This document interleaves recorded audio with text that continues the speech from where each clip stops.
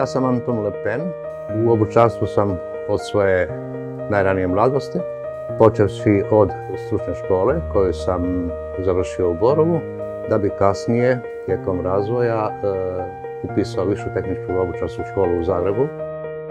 I od tada se bavim dizajniranjem, izradom obuće i zahvaljujući svojoj ekipi mi to realiziramo i stavljamo na tržište kao rijetko viđene modele, odnosno nazovimo to malo serijsku proizvodnju. Malo serijska znači 4-5 pari, 10 pari, ovisno o modelu.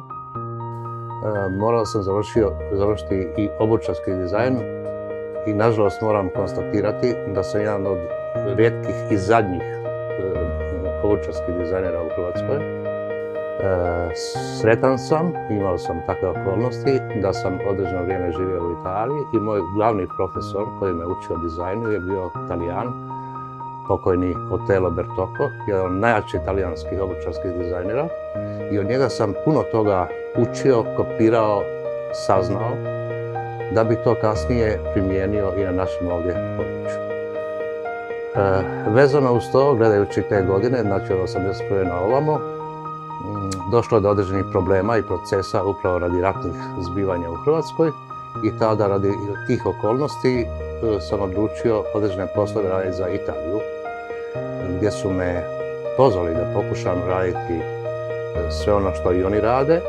To su bile poznate robne marke, pa sam se spojio sa firmom Šaj i kasnije nazvanom Trend, s kojom sam radio, i ne ja, nego moja čitava ekipa, obuću, što i dan danas čak napravimo određene male serije za Chanel, Armani, Bruno Magli i slične marke koje bi ja vama sve trebao izbrojati, ali bi trebalo puno vremena.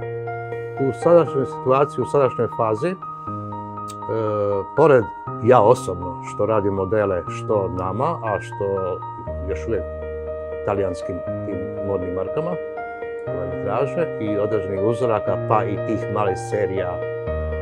Te male serije su, kažem, po nekoliko pari.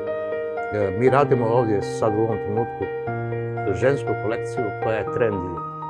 Ona je što i klasika, znači jedna salonka ne može biti jako trendy osim detalja koji eventualno mogu pokrivati pa da bude u ovom trenutku nešto naglašeno, nekakvi određeni metal, nekakvi određeni ukras koji stilisti u Italiji kad spremaju budući trend, odnosno buduće razdoblje modno, definiraju i to jednostavno cijeli svijet crpi te informacije iz Italije.